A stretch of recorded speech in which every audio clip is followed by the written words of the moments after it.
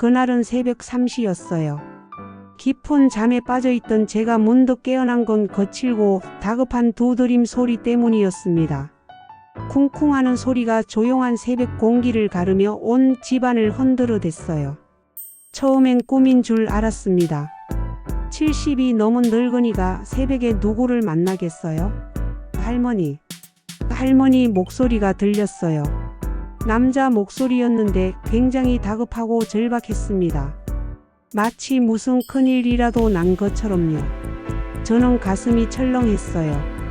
혹시 무슨 사고라도 났나 싶어서 후다닥 일어나 문으로 달려갔습니다. 누구세요? 할머니 저예요. 진수요. 1층 진수. 아 진수였구나.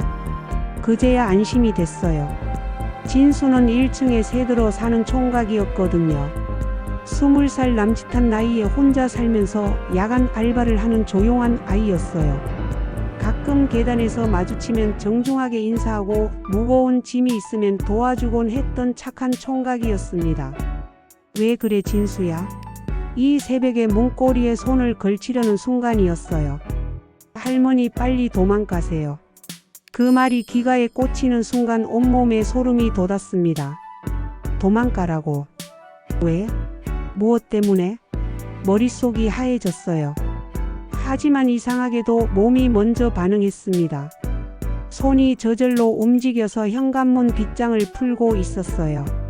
문을 열자 진수의 창백한 얼굴이 보였습니다. 평소와는 완전히 다른 모습이었어요. 눈이 동그랗게 커져 있고 이마에는 식은땀이 송글송글 맺혀 있었습니다. 숨을 헐떡이며 제 손목을 잡더니 이렇게 말했어요. 지금 당장 빨리요. 무슨 일인데? 나중에 설명할게요. 지금은 그럴 시간이 없어요. 진수의 목소리에 담긴 절박함이 저를 완전히 깨웠습니다. 이건 장난이 아니었어요. 정말로 급한 상황이었던 거죠. 저는 더 이상 묻지 않고 급히 가방 하나를 들고 나섰습니다. 생각해보니 그 가방에는 통장과 도장 그리고 몇 푼 안 되는 현금이 전부 들어 있었어요. 평생의 재산이랄까요? 진수가 제 팔을 붙잡고 계단을 내려갔어요. 그의 손이 덜덜 떨리고 있다는 게 느껴졌습니다. 무서워하고 있었던 거예요. 그 모습을 보니 저도 덩달아 가슴이 두근거리기 시작했어요. 진수야 도대체 무슨 일이? 진수가 제 입술에 손가락을 가져다 댔어요. 그리고는 귀를 기울이더니 고개를 끄덕였습니다. 뭔가를 확인한 것 같았어요. 뒷문으로 나가요. 빨리요. 우리는 건물 뒤편으로 돌아 골목으로 나섰습니다. 새벽 공기가 차갑게 뺨을 스쳤어요. 가로등 불빛이 희미하게 길을 비추고 있었고 고양이 한 마리가 쓰레기통을 뒤지다가 우리를 보고 도망가더군요. 모든 게 평소와 다름없는 평범한 새벽이었어요. 그런데 왜 이렇게 뛰어나와야 했을까요? 그때였습니다. 쿵. 제가 살던 2층에서 무거운 소리가 들렸어요. 뭔가 단단한 것이 바닥에 떨어지는 소리 같았습니다. 진수와 저는 동시에 위를 올려다봤어요. 제 방 창문으로 희미한 불빛이 새어나오고 있었습니다. 분명 제가 나올 때는 전등을 끄고 나왔는데 말이에요. 저게 뭐야? 할머니 더 멀리 가요. 진수가 제 손을 이끌었습니다. 하지만 저는 자꾸 뒤를 돌아보게 됐어요. 제 집에서 무슨 일이 일어나고 있는 걸까요? 그리고 진수는 어떻게 그걸 미리 알았던 걸까요? 골목 끝에서 우리는 멈춰 섰어요. 진수가 휴대폰을 꺼내 어디론가 전화를 걸더니 짧게 지금이요 라고 말했습니다.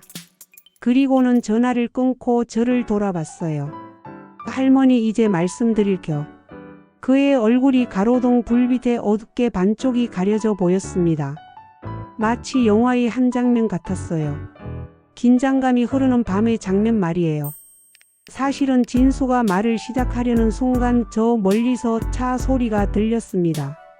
검은 승용차 한 대가 우리가 살던 건물 앞에 멈춰 섰어요. 차에서 2명의 남자가 내렸습니다. 어둠 속이라 얼굴은 보이지 않았지만 뭔가 심상치 않은 분위기였어요. 저 사람들이 누구야? 할머니 가족이에요. 진수의 대답에 저는 순간 숨이 막혔습니다. 가족이라고? 새벽 3시에 남의 집에 침입하는 게 가족이라고요?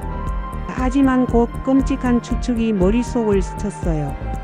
혹시 그 가족이라는 게 설마 내 할머니 며느리분과 아드님이에요?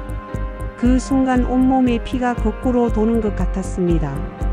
미란이와 준노가 새벽에 제 집에 왔다고요? 그것도 이렇게 몰래 갑자기 지난 몇 달의 일들이 파노라마처럼 떠올랐어요. 며느리가 자꾸 요양원 이야기를 꺼냈던 것, 아들이 전화도 받지 않았던 것, 그리고 무엇보다 진수가 저한테 이상한 질문들을 했던 것까지. 진수야, 너는 어떻게? 할머니 일단 안전한 곳으로 가요. 가면서 천천히 말씀드릴게요. 우리는 24시간 찜질방 쪽으로 걸어갔습니다. 뒤돌아보니 제 집 2층 창문에 여전히 불이 켜져 있었어요. 저 안에서 지금 무슨 일이 벌어지고 있는 걸까요? 그리고 만약 제가 그 방에 그대로 있었다면 상상만 해도 등골이 서늘해졌습니다.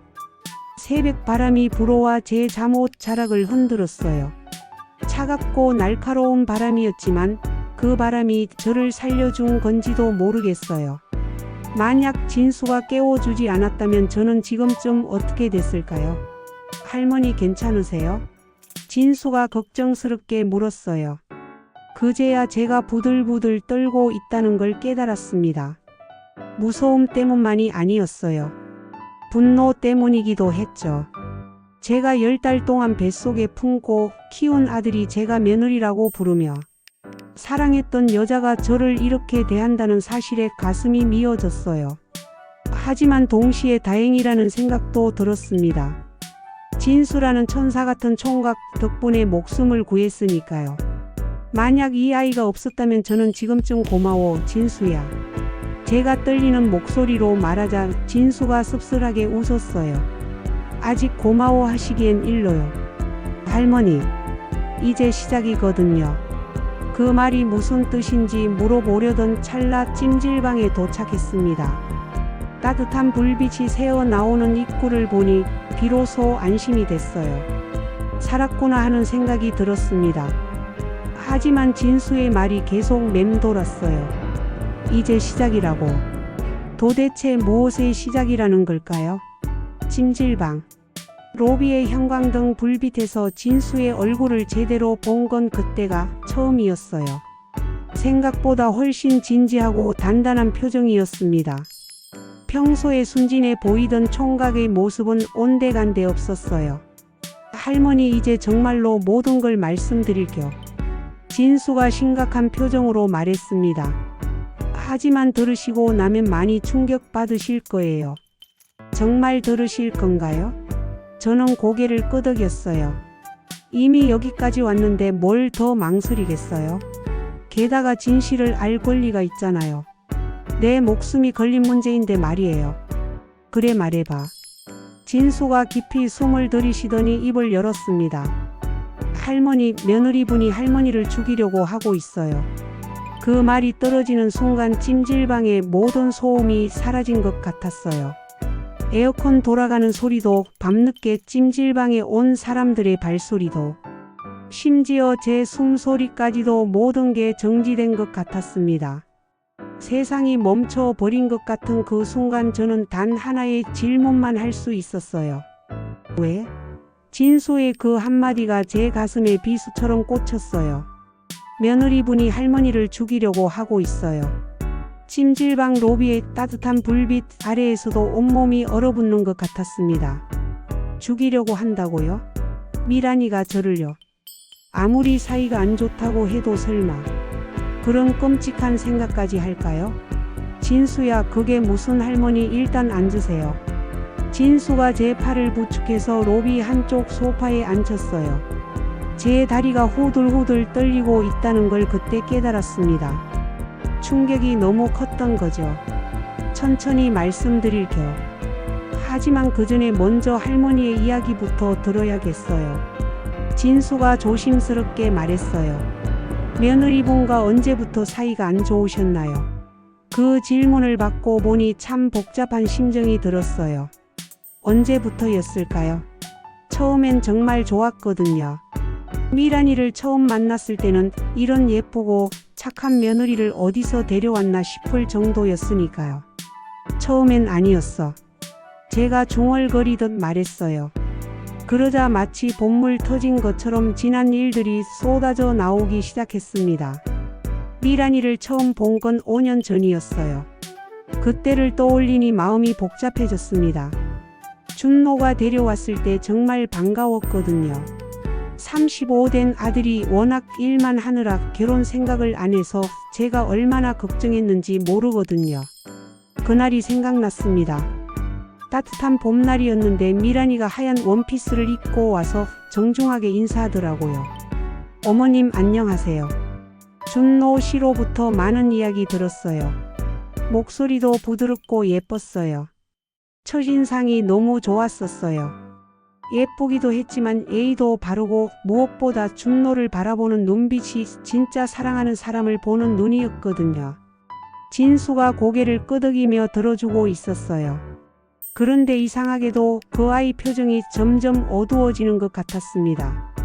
그래서 결혼 준비도 제가 발벗고 나섰었어요. 혼수며 예물이며 신혼집 마련하는 것까지 제가 평생 모은 돈을 거의 다 썼다고 봐야죠. 당시 제 통장에 있던 3억 원을 거의 다 털어서 준노의 신혼집을 장만해줬어요. 강남 아파트는 아니었지만 그래도 30평대 깔끔한 집이었거든요. 미란이가 어머님 덕분에 너무 좋은 집에서 신혼생활 시작하게 돼서 감사해요 라고 말할 때 정말 뿌듯했어요. 그런데 결혼하고 나서부터 조금씩 달라지기 시작했어요. 처음엔 아주 작은 것들이었어요. 명절에 와서 어머님 이건 요즘 젊은 사람들은 안 해요 라고 하면서 제가 준비한 차례상에 이것저것 트집을 잡더라고요. 처음엔 요즘 젊은 사람들은 다 그런가 보다 했는데 시간이 지날수록 심해졌어요. 그 다음엔 아예 명절에 안 오더라고요. 핑계는 항상 있었어요. 미란이 집 부모님이 아프시다거나 미란이가 회사 일이 바쁘다거나 그래도 참았어요. 며느리 입장에서도 힘들 수 있다고 생각했거든요. 요즘 젊은 사람들은 다 그런 거라고 준노가 행복하면 그만이라고 스스로를 달랬죠. 그런데 작년에 준노 아버지가 돌아가시고 나서부터는 정말 노골적으로 변했어요. 남편이 암으로 세상을 떠났을 때 미란이가 한 말은 지금도 생생해요. 어머님 이제 혼자 사시기 힘드시죠? 우리랑 같이 사시는 게 어때요? 그때는 정말 고마웠어요. 혼자 남겨진 게 막막했거든요. 하지만 같이 산 지 한 달도 안 돼서 후회하기 시작했어요. 미란이는 제가 하는 모든 일에 간섭했어요. 요리하는 것부터 시작해서 TV 보는 것, 친구들 만나는 것까지. 어머님 그 반찬은 짜요. 어머님 그 프로그램 너무 시끄러워요. 어머님 요즘 코로나 때문에 밖에 나가시면 안 돼요. 급기야는 제가 30년 동안 운영했던 한정식집까지 정리하라고 하더라고요. 그 한정식집은 제 자랑이었어요. 남편이 아플 때도 그 집 덕분에 병원비를 댈 수 있었고 준노 대학 등록금도 거기서 나온 돈이었거든요. 그런데 미란이가 요즘 같은 시대에 그런 낡은 장사는 안 맞아요. 정리하시고 편하게 지내세요 라고 했을 때 정말 화가 났어요. 하지만 가장 충격적이었던 건 제 목소리가 떨렸어요. 지금 생각해도 가슴이 미어지는 일이었거든요. 준노가 완전히 미란이 편이 되었다는 거였어요. 제가 미란이와 의견이 다를 때마다 준노는 항상 미란이 말만 들었어요. 엄마 미란이 말이 맞아? 요즘 세상이 어떤 세상인데 그런 고집을 부려? 심지어 엄마가 너무 구시대적이야. 좀 변해야 되는 거 아니야? 라고까지 하더라고요. 제가 10달 동안 뱃속에 품고 25년 동안 키운 아들이 고작 2년 사귄 여자 편만 들다니 그때 정말 허탈했어요.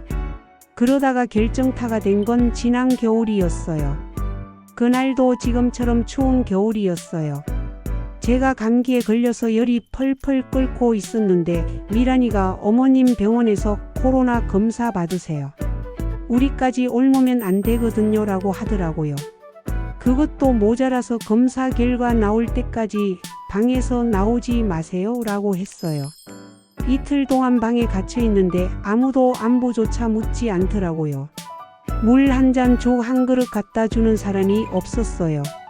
화장실 가는 것도 눈치를 봐야 했고 기침 한 번 하면 미란이가 어머님 하고 소리를 지르더라고요.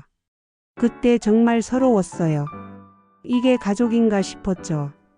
코로나 검사 결과가 음성으로 나왔는데도 미란이는 계속 의심스럽다는 표정이었어요. 그리고 그날 밤 준노랑 미란이가 나누는 대화를 우연히 들었어요. 그날 밤 화장실에 가려고 방문을 살짝 열었는데 거실에서 준노와 미란이가 이야기하고 있었어요. 여보, 어머님이 계속 이러시면 우리 생활이 너무 힘들어. 그러게 맨날 간섭하고 우리 사생활도 없고. 차라리 어머님 혼자 사시는 게 낫지 않을까? 그러면 우리도 편하고 그게 좋겠어. 요양원도 있고 하니까. 요양원이라고요? 제가 아직 정신도 멀쩡하고 몸도 건강한데 요양원에 보내겠다고요? 그 순간 정말 눈앞이 캄캄해졌어요. 다음날 아침 준노가 저한테 와서 말하더라고요. 엄마, 우리 잠깐 떨어져서 살아보는 게 어때? 정중한 말투였지만 결국 쫓아내겠다는 뜻이었어요. 제가 왜 내가 뭘 잘못했는데? 라고 물었더니 준노가 한숨을 쉬면서 엄마도 알잖아. 세대 차이 때문에 자꾸 부딪히게 되고라고 하더라고요. 결국 저는 집에서 나왔어요. 그렇게 해서 월세 30만 원짜리 그 작은 방에서 혼자 살게 된 거였어요. 준노가 생활비로 한 달에 50만 원씩 보내주긴 했지만 그것도 점점 줄어들더라고요. 처음엔 50만 원, 그 다음엔 40만 원, 최근엔 30만 원까지. 그런데 한 달 전부터 미란이가 자꾸 이상한 말을 하기 시작했어요. 어머님, 요양원 한번 구경해 보시는 게 어때요? 요즘 시설이 정말 좋아졌거든요. 어머님 연세도 있으시고 혼자 사시기 위험하잖아요. 집도 파시고 요양원으로 가시면 여생을 편안하게 사실 수 있어요. 집을 팔라고요? 제가 평생 모아서 산 그 집을 팔고 요양원에 들어가라고요. 그래서 제가 단호하게 거절했어요. 내 집은 절대 안 판다. 내가 죽으면 준호 줄 거니까 걱정 말아라라고 했죠. 그랬더니 미란이 표정이 싸늘하게 변하더라고요. 그때까지만 해도 단순히 기분이 상했나 보다 했는데 그 후로 며칠 지나서 진수가 저한테 이상한 질문을 하기 시작했어요. 할머니, 혹시 며느리분이 할머니한테 이상한 음식이나 음료수 같은 거 자꾸 갖다 드리지는 않아요? 할머니, 며느리분이 할머니 방에 혼자 있을 때가 있나요? 할머니, 며느리분이 할머니 약 같은 걸 챙겨주시나요? 처음엔 왜 이런 걸 묻나 싶었는데 지금 생각해보니 진수가 뭔가 눈치채고 있었던 것 같아요. 진수야, 너는 어떻게 그런 대화를 우연히 듣게 된 거야? 너무 우연치고는 제 질문에 진수가 잠시 머뭇거렸어요. 뭔가 숨기고 있다는 느낌이 들었습니다. 사실은 할머니한테 말씀 안 드린 게 하나 더 있어요. 뭔데? 저 사실 탐정이에요. 뭐라고요? 탐정이라고요? 20살짜리가 무슨 탐정이야? 정식 탐정은 아니고 탐정사무소에서 일하는 조수예요. 제 형이 탐정 일을 하거든요. 그제야 이해가 되기 시작했어요. 진수가 왜 그렇게 상황을 정확히 파악하고 있었는지, 왜 미리 위험을 감지할 수 있었는지 말이에요. 그럼 처음부터 나를 아니에요, 할머니? 처음엔 정말 우연이었어요. 진수가 급하게 손을 저었습니다. 저희 탐정 사무소에서 다른 사건을 조사하고 있었는데 그 과정에서 우연히 며느리 이름이 나온 거예요. 무슨 사건인데? 보험 사기 사건이었어요. 그 말을 듣는 순간 온몸에 소름이 돋았어요. 보험 사기라고요? 며느리분이 이미 다른 사람들한테도 비슷한 짓을 했다는 뜻이야. 진수가 무겁게 고개를 끄덕였어요. 네? 그것도 한두 번이 아니에요. 진수가 휴대폰을 꺼내더니 뭔가를 보여줬어요. 사진들이었는데 미란이가 다른 남자들과 찍은 사진들이었습니다. 이 사람들이 다 며느리 남편들이었어요. 남편들이라고. 3명이에요. 첫 번째 남편은 3년 전에 사고사했고 두 번째 남편은 2년 전에 병사했어요. 모두에게 보험금이 나왔죠. 제 머릿속이 하얘졌어요. 그럼 준노는 세 번째라는 뜻인가요? 그런데 이상한 건 세 사람 다 결혼한 지 1년 안에 죽었다는 거예요. 그리고 모두 미란이가 보험금 수혜자였고요. 그럼 준노도 네, 아드님도 위험해요. 며느리분의 패턴을 보면 보통 결혼 1년 후에 남편을 없애고 그 다음에는 시어머니를 타겟으로 잡더라고요. 왜냐하면 시어머니가 가진 재산까지 모두 차지하려는 거였어요. 그래서 저한테 집을 팔라고 요양원에 가라고 그렇게 조르고 졸랐던 거였던 거죠. 그럼 내가 집을 팔지 않겠다고 하니까 할머니를 직접 제거하려는 거죠. 정말 소름 끼치는 이야기였어요. 미란이가 단순히 저를 싫어해서가 아니라 처음부터 계획적으로 우리 가족에게 접근한 거였다니. 그런데 진수야, 그럼 경찰한테 신고하면 되잖아. 그게 문제예요. 할머니, 지금까지는 모든 게 사고나 자연사로 처리되었거든요. 증거가 부족해요. 그럼 어떻게 해야 하는데? 현행범으로 잡아야 해요. 실제로 범죄를 저지르는 순간에 진수의 계획은 이랬어요. 저를 미끼로 사용해서 미란이가 실제로 범죄를 저지르도록 유도하고 그 순간을 증거로 잡는 거였습니다. 위험하지 않을까? 저희가 완벽하게 준비할 거예요. 할머니가 다치는 일은 절대 없을 거예요.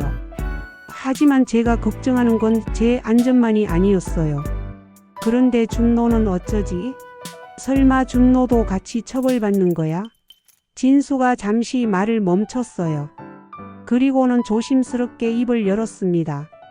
할머니, 아드님도 이미 며느리분의 계획에 동조하고 있어요. 뭐라고? 제가 들은 대화에서 아드님도 할머니를 처리하는 문제에 대해 같이 의논하고 있었어요. 그 말을 듣는 순간 제 가슴이 찢어지는 것 같았습니다. 내가 낳고 기른 내 자식이 나를 죽이려고 하는 일에 동조하다니.